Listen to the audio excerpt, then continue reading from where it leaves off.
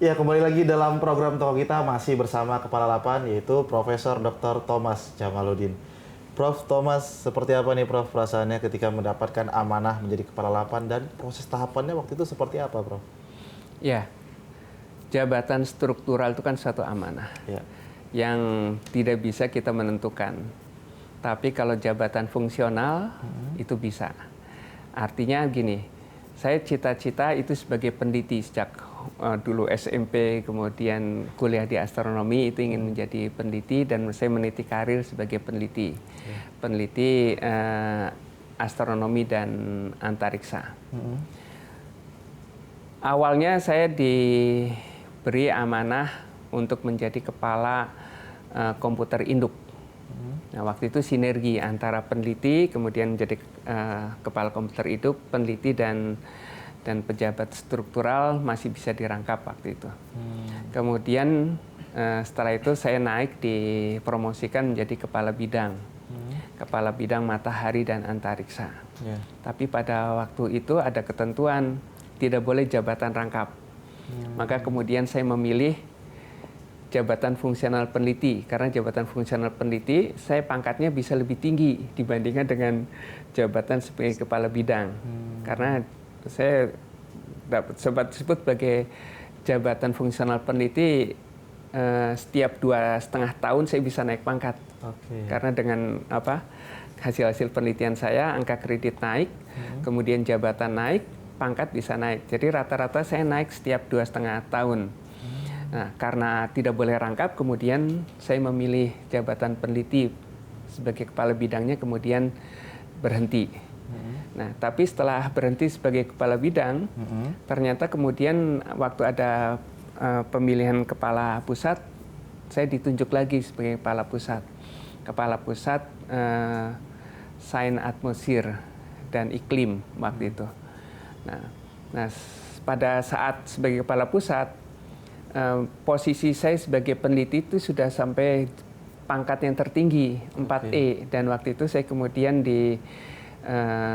diangkat sebagai profesor riset sebagai masih eselon 2. Nah, dengan pangkat 4E itu di eselon 2 terlalu tinggi. Jadi lagi-lagi ini kemudian saya diberhentikan sebagai, kalau ini diberhentikan karena pangkat saya sudah terlalu tinggi. Karena batas untuk eselon 2 itu hanya 4B sesungguhnya. Saya sudah 4E, jadi diberhentikan. Nah, diberhentikan sebagai kepala pusat, kemudian sekitar 1 tahun atau 2 tahun saya balik sebagai peneliti, saya diangkat sebagai deputi sains. Deputi sains 2011 sampai dengan 2013, kemudian karena kepala lapan pensiun sudah batas umurnya, kemudian diusulkan di antara deputi dan sestama lapan itu diusulkan ke Menristek Dikti. Waktu itu belum Menristek dulu belum ada seleksi terbuka, jadi diusulkan. Ya, Februari 2014 kemudian saya dilantik sebagai kepala lapan. Dan ya tentu kalau ditanyakan perasaan, ya perasaan antara bersyukur karena dipercaya, tapi juga ada amanah yang berat. Dan waktu 2014 itu awal dari RPJMN 2015-2019. Jadi jabatan pertama saya itu menyiapkan Renstra, Rencana Strategis Lapan 2015-2019. Jadi waktu itu ya saya kemudian menetapkan Lapan ini harus jadi pusat unggulan.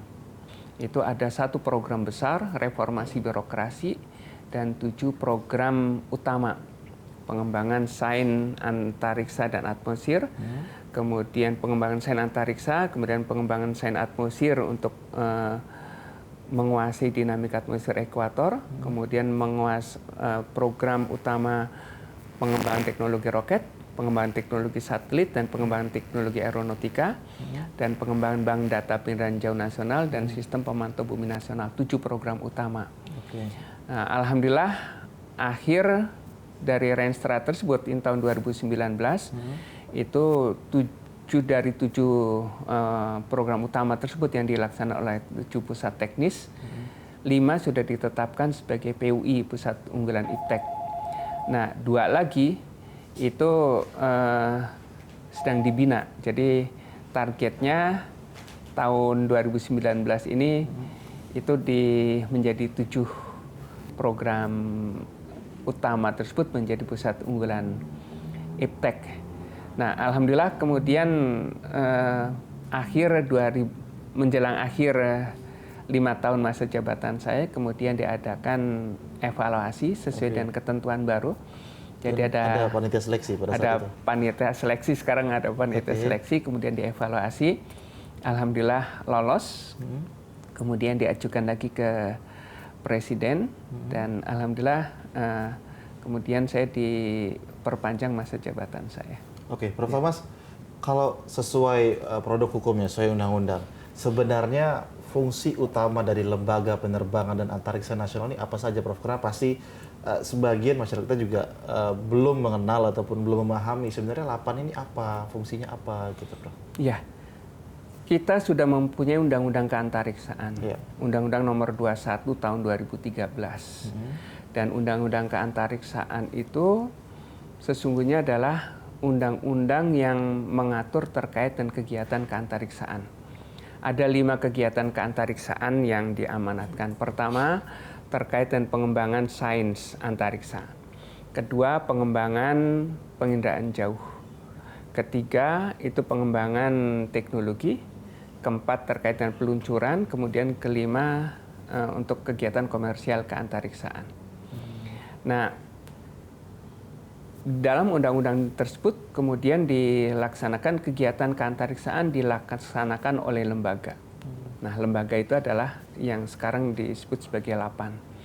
Nah, LAPAN mempunyai tugas melakukan penelitian dan pengembangan, kedirgantaraan, dan penyelenggaraan keantariksaan. Jadi sesungguhnya LAPAN bukan hanya melakukan atau sebagai lembaga litbang atau sebagai penelitian, tapi juga sebagai lembaga menyelenggarakan kegiatan keantariksaan. Nah, kegiatan penelitian dan pengembangan dan penyelenggaraan yang sudah dilaksanakan itu 3, yaitu sains. LAPAN mempunyai 2 pusat sains antariksa dan sains atmosfer ada di Bandung. Kemudian pengembangan teknologi, LAPAN mempunyai 3 pusat di Bogor, pusat teknologi roket, pusat teknologi satelit, dan pusat teknologi penerbangan.